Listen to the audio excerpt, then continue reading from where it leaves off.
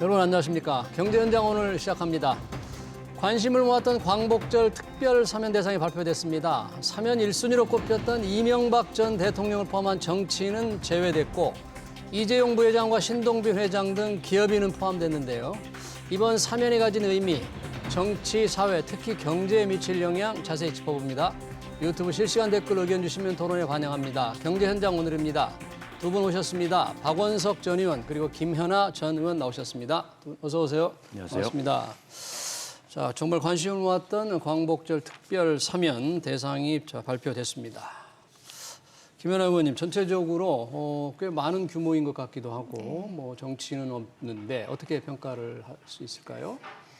저는 뭐 정치인은 넣으실 수 없었을 거라고 봐요. 넣을 수 없었을 거다. 왜냐하면 뭐 일각에서는 대통령의 지지율이 낮아서 못하셨을 거라고 하는데 저는 그렇다고 생각하지 않고요. 지금 뭐 국민의힘, 민주당 할 거 없이 정말 양 정당에서 벌어지고 있는 여러 가지 모습은 정말 국민들로 하여금 정치 혐오를 일으킬 만한 일이라고 생각합니다.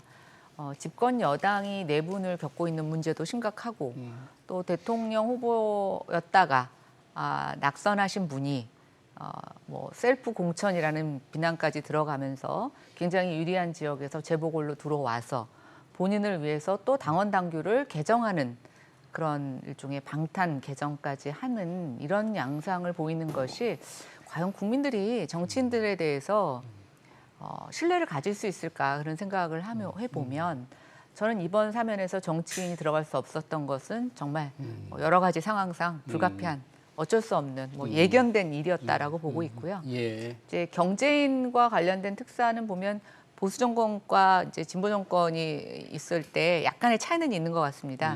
진보 정권일 때는 이제 노사 관계자인 뭐 노동조합 관계자들이 좀 많이 포함됐던 것들이 있었고요.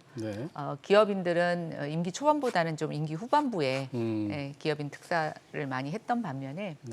윤석열 정부는 이번에 이제 기업인들도 많이 포함되어 있고요.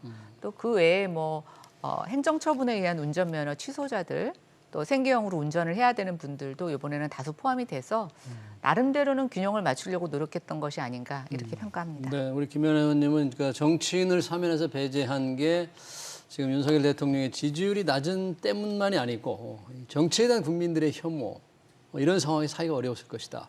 만약 근데 지지율이 좀 높았더라면 자신 있게 정치인을 조금 포함시킬 수 있었지 않았을까 뭐 이런 생각도 드는데. 그렇죠. 지금 지지율이 떨어지고 국정 동력이 굉장히 약해졌지 않습니까? 뭐 그것과 무관하다고 할 수 없고요.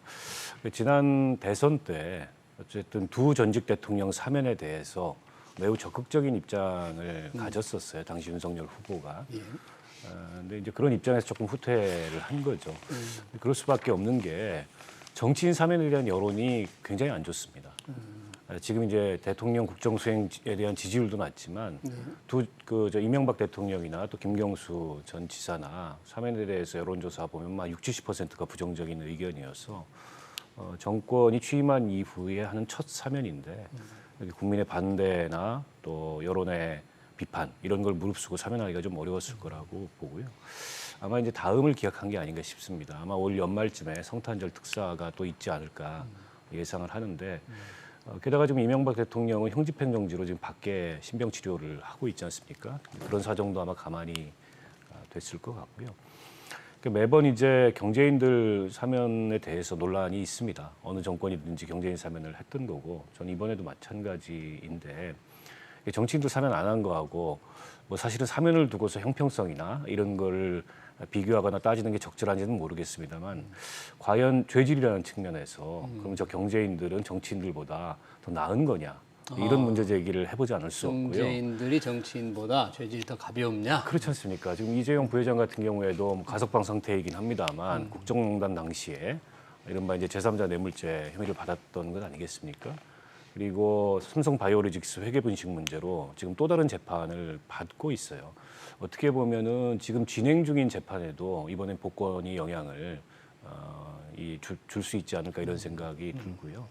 그리고 매번 이제 경제인 사면 때 논리가 이게 이제 경제를 위해서, 민생을 위해서 이런 논리를 펴는데 사실은 사면해 준다고 기업이 투자하고 이런 건 아니거든요. 기업은 사업 기회가 있고 이윤 창출이 가능하면 투자를 하는 거고 아니면 그렇지 않은 건데 마치 이제 기업인들이 사면을 해주면 적극적인 투자 고용에 나설 것처럼 그렇게 논리를 만드는 것도 제가 보기엔 적절치 않을 것 같고 어쨌든 대통령의 사면권은 일종의 이제 고유 권한으로서 대통령의 통치권으로 법치주의 예외를 인정하는 것이기 때문에 최소화되는 게 바람직하고 또 어떤 국민적 공감대 합의 이런 게 있어야 되는데 여전히 뭐 논란이 있을 수밖에 없는 그런 사면이 아닌가 싶습니다. 경제인을 사면해 준다고 해서 과연 뭐 이게 정말 경제 활성화에 도움이 될까? 윤석열 대통령이 사면 취지를 말씀하시면서 민생과 경제 활성화했으니까 뭔가 그래도 이렇게 사면 복권이 되면 좀 국민과 기업에 좀 기대감이 있지 않겠습니까? 그분들이 뭔가 좀 더 열심히 뭐 뛸 거라는. 네, 경제는 반이 심리라고 하죠. 예, 근데 지금 워낙 안 좋습니다. 대내외 경제 여건도 안 좋고 또 물가가 급등하고 있고 공급 체인에 문제가 생기면서 불가항력적인 측면이 있죠. 근데 우리도 보면은 고용 시장에서 청년들이 굉장히 공무원이나 아니면 대기업을 선호를 합니다. 그래서 결국 대기업들이 좀 일자리를 만들어주는 일이 국내에서의 어떤 일자리 숨통도 틔워줄 수가 있는데요. 예. 모르겠습니다. 대통령께서 사면 복권해 주신 것만큼 기업이 어떠한 노력을 실질적으로 할지는 좀 지켜봐야 될 것 같은데 어쨌든 지금 꽝꽝 얼어붙은 경제에 조금 기대감을 줄 수 있는 그런 회복 심리에는 영향을 미칠 수 있지 않을까.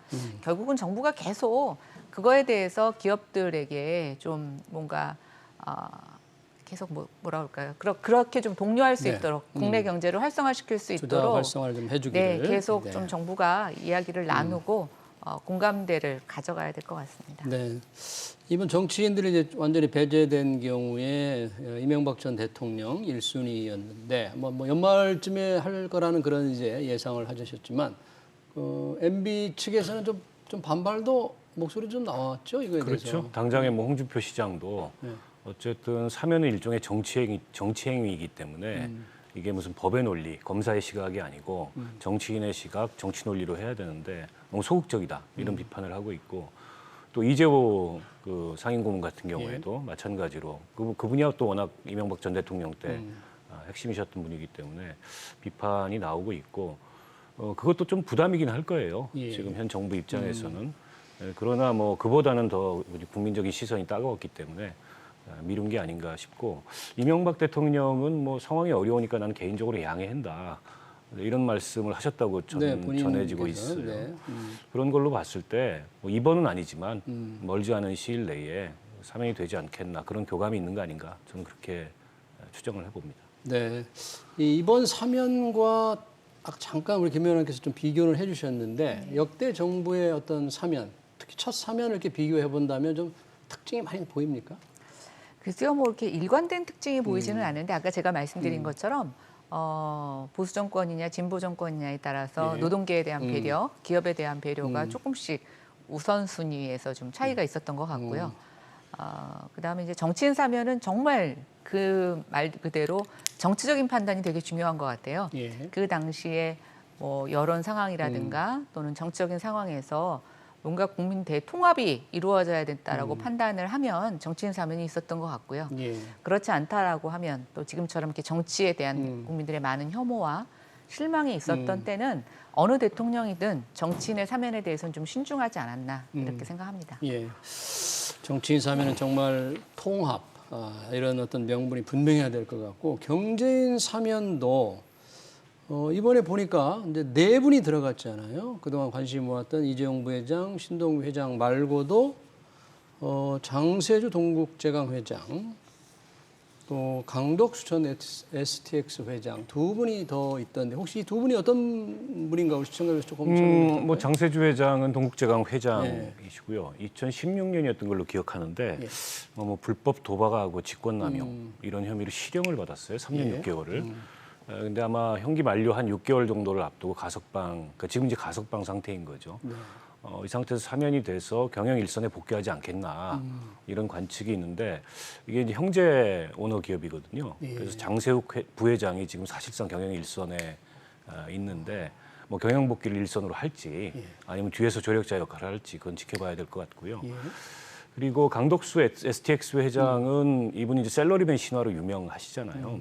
쌍용중공업이, 그러니까 쌍용그룹이 해체될 때 쌍용중공업을 인수해서 거듭된 이제 인수합병을 통해서 STX를 창업하고 회사를 키웠는데 뭐 지나친 수직 계열을 하다 보니까 나중에 조선업이 장기 불황에 빠졌을 때 그걸 견디지 못하고 사실상 기업이 법정 관리에 들어가는 그런 사태를 맞았고 본인도 배임 횡령으로 그 배임 횡령 금액이 꽤 크더라고요. 합치면 한 3,200억 정도 되는데 1심에서 실형을 받았다가 양수심에서 집행유예를 받았는데 당시에 그것 때문에 이제 또 논란이 많았습니다. 이게 뭐 유전무죄, 무전유죄도 아니고 배임 횡령억이 3,000억이 넘는데 어떻게 저걸 집행유예를 받느냐 뭐 이런 논란이 있었고 이번에 이제 사면은 됐지만 이분이 이제 뭐 재기를 할 수 있을지 그건 좀 지켜봐야 될 것 같고요.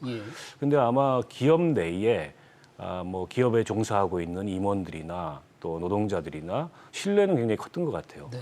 당시에 그 재판 받을 당시에 탄원하는 탄원서가 뭐 기업의 임직원 모두를 망라해서 재판부에 제출됐던 뭐 그런 특이사항도 있습니다. 네, 지금 뭐 장세주 동국장 회장, 강덕수 전 STX 회장 얘기를 해주셨는데 기업인이 원래 좀 더 사면이 될 거라는 보도들은 좀 있었는데 네 분이면 좀 최소화했다 이렇게 표현을 해야 됩니까? 좀 수가 많다 이렇게 봐야 될까요? 글쎄요, 뭐 이 네 분에 대해서도 또 찬성 반대 여론이 있을 수 있을 것 같은데 제가 이 명단을 보면서 나름대로 굉장히 신중을 기했구나 이런 생각은 들었습니다.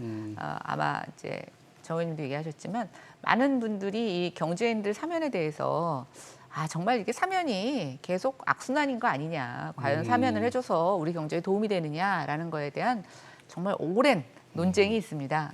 그리고 그렇지만 경제가 너무 안 좋고 아까 말씀드린 것처럼 어느 정도 심리적 반등 또 기업들에 대한 투자를 좀 독려할 수 있는 유인책이 필요했다라는 정부의 판단에서 나름대로 고민해서 엄선한 게 아닌가라는 생각을 했습니다. 네.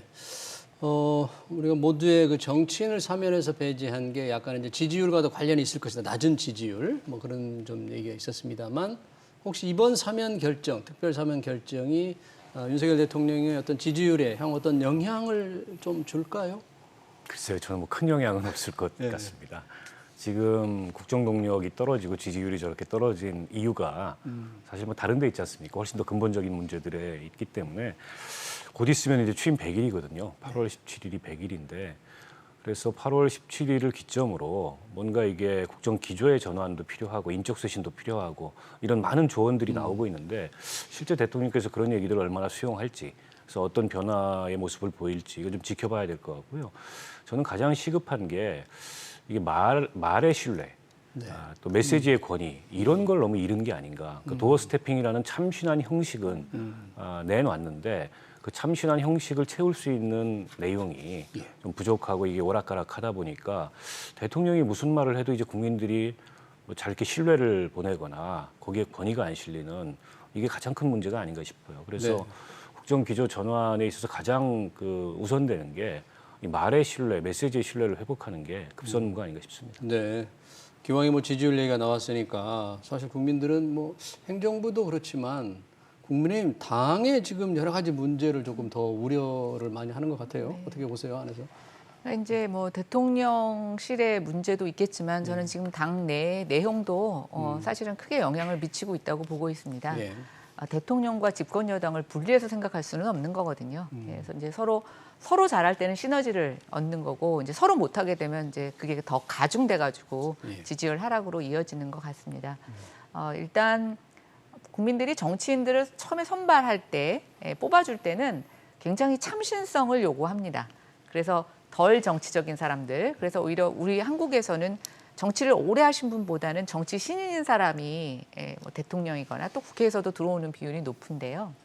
근데 참 묘한 게 국민들이 한번 이 사람이 당선이 되고 나면 그때서부터는 고도의 정치력을 보여주기를 바라는 거죠.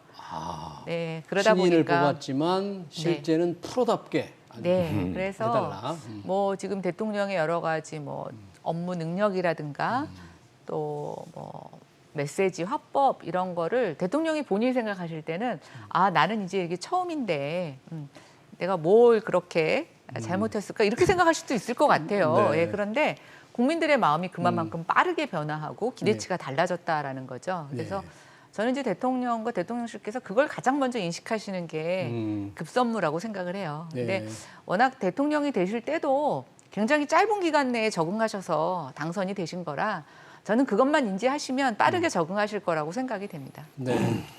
이번 이제 사면, 특별 사면을 통해서 뭔가 조금 분위기 반전을 좀 해보고 싶어 했을 텐데, 이제 1주년 맞아서 뭔가 새로운 국면 전환을 기할 수 있는 뭐가 좀 기대가 혹시 됩니까?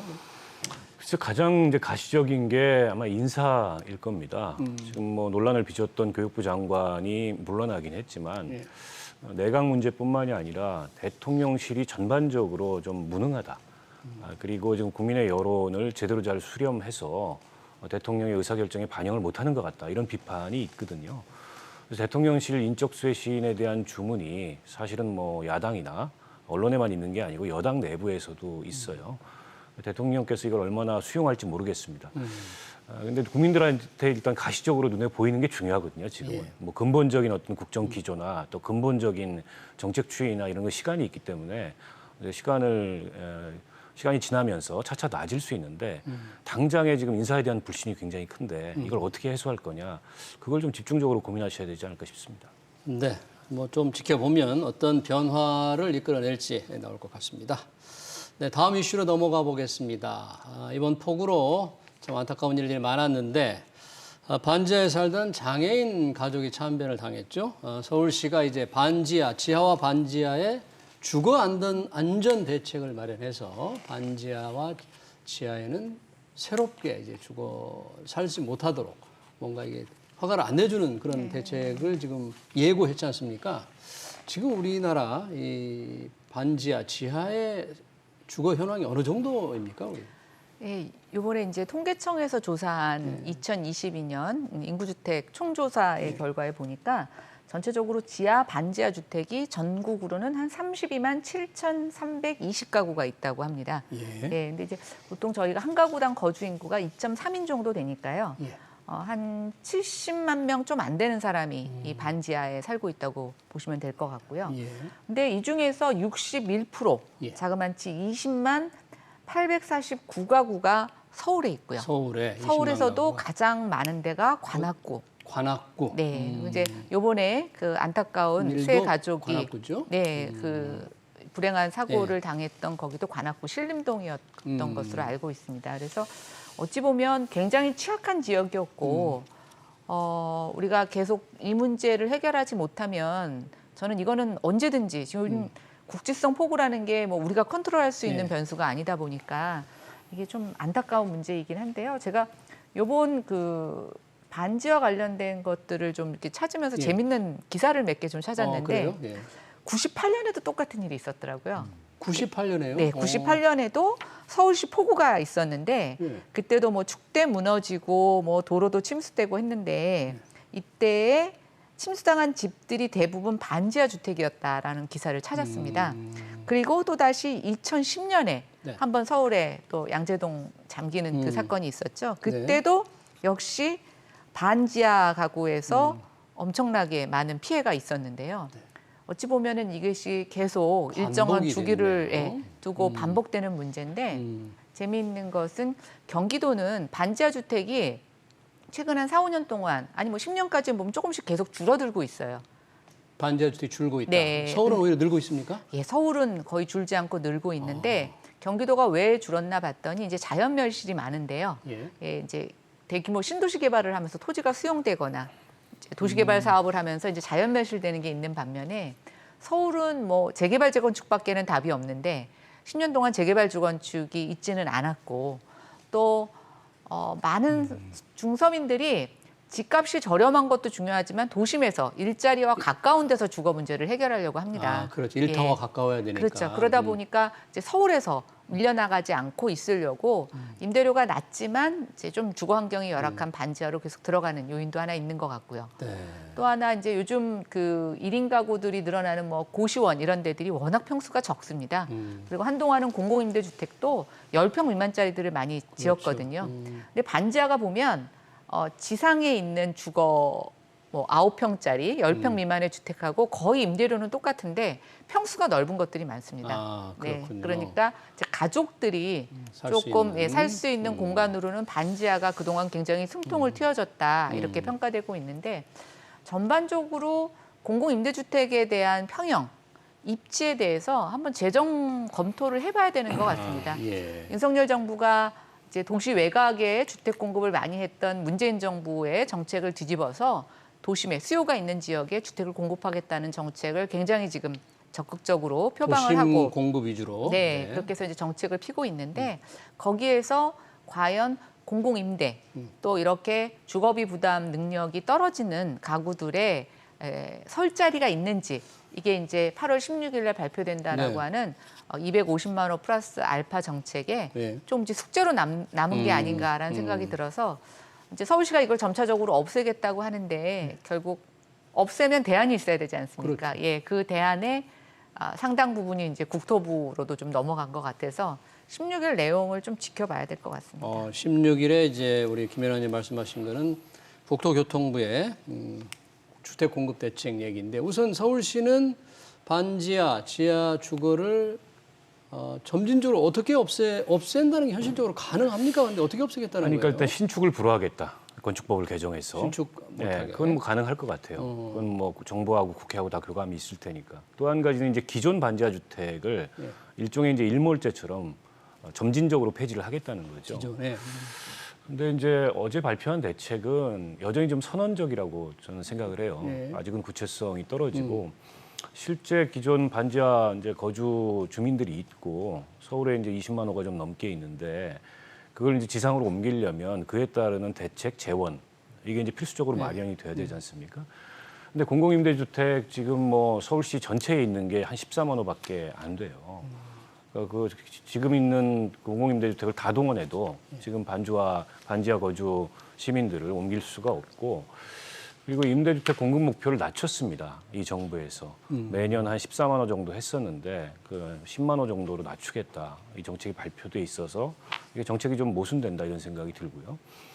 그리고 앞서 이제 김현아 의원님도 말씀하셨지만 실제 이 주거복지 전달 체계는 다 자치구에서 하고 있습니다. 자치구에서. 서울시하고 자치구하고 긴밀한 협력이 필요하고 예.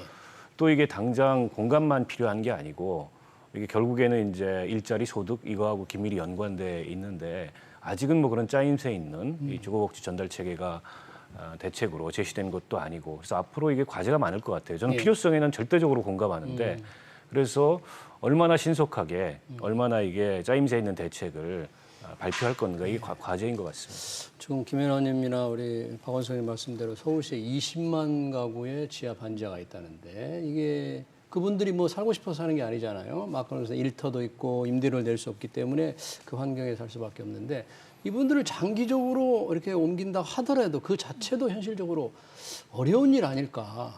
그렇기 때문에 네. 이제 좀 단계적 접근이 필요한데요. 지금 서울시가 그 20만 가구 전체에 대해서 조금 상세적인 지금 실태 조사를 하고 있습니다. 근데 이번 보도 자료를 보니까 예. 반지하 주택도 도대체 그 땅으로부터 얼마만큼이 가리느냐에 따라서 정도가 다른데요. 3분의 2 이상이 지하에 묻혀 있는 반지하 주택이 한 17,000호 정도라고 합니다. 그래서 이걸 일단 우선적으로 대상으로 삼고 있는 것 같고요. 또 이게 반지하의 신축 금지가 2012년에 한 번 있었는데 그때는 침수가 잦은 지역에 한해서만 침수가 했었고요. 잦은 지역만 네, 제한적으로 그때는 제한을 금지했다. 신축을 금지했었고 예. 이번에 이제 전면적으로 신축을 금지하는 건데요.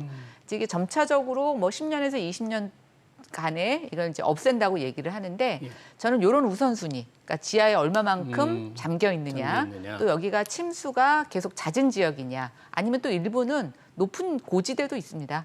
예, 그러니까 이제 고지대는 조금 우선순위를 뒤로 갈 수 있겠고요. 예. 네, 그래서 뭐 지금 이제 서울시에서는 모아주택이라고 해서 네. 아파트로 재건축이 어려운 주거 유형에 있어서 좀 재개발 재건축을 신속하게 하는 방법 또 여러 가지 지원을 하는 방법들을 하고 있는데 네. 그것을 통해서 이런 반지하에 사는 가구들이 옮겨갈 수 있는 주택들을 좀 확보하겠다고 하니 저는 관건은 얼마나 이걸 지속적으로 계속 해나가느냐가 관건일 것 같아요. 어차피 한 번에는 안 되는데 그래서 이제 뭐 일단 그 전수조사를 통해서 그것도 위험의 단계별로 좀 구분해서 한다고 하니 예.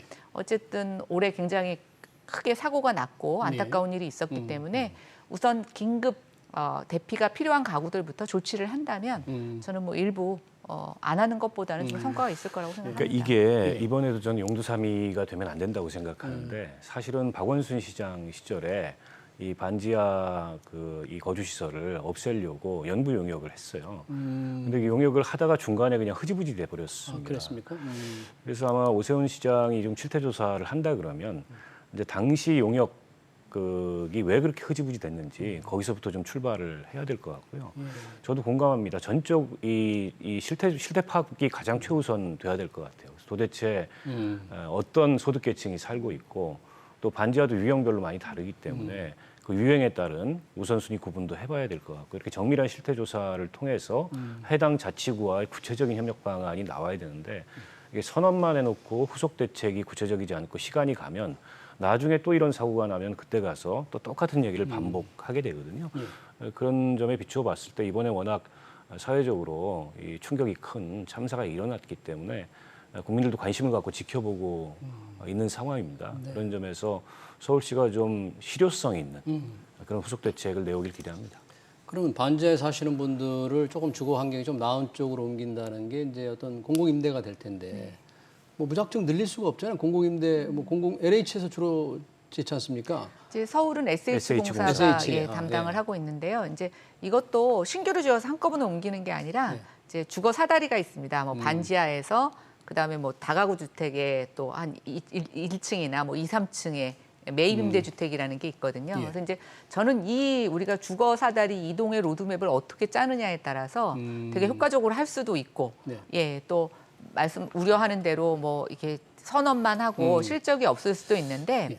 이제 박원순 시장 때 이 매입 임대 주택 실적을 좀 늘리려고 이런 반지하 주택도 많이 사서 리모델링을 시도를 했어요. 그런데 이 반지하 주택을 사가지고 개보수한다는 게 많은 한계가 있어서 한때 이거를 다시 되팔고 허무느냐고 여러 가지 또 그런 네. 그런 또 좀 해프닝도 있었습니다. 그래서 결국은 뭐 저는 그렇게 생각해요. 우리가 이제 주택 공급을 도심에서 하겠다. 수요가 있는 곳에서 하겠다라고 하는 정책적인 목표는 명확합니다. 윤석열 정부에서. 근데 이제 다만 거기서 이런 취약계층에 대한 주거가 몇 프로 차지하느냐라는 거에 대해서 아직 구체적인 로드맵이 없기 때문에 예. 이제 저희가 그걸 좀 요구하면 될 것 같고요.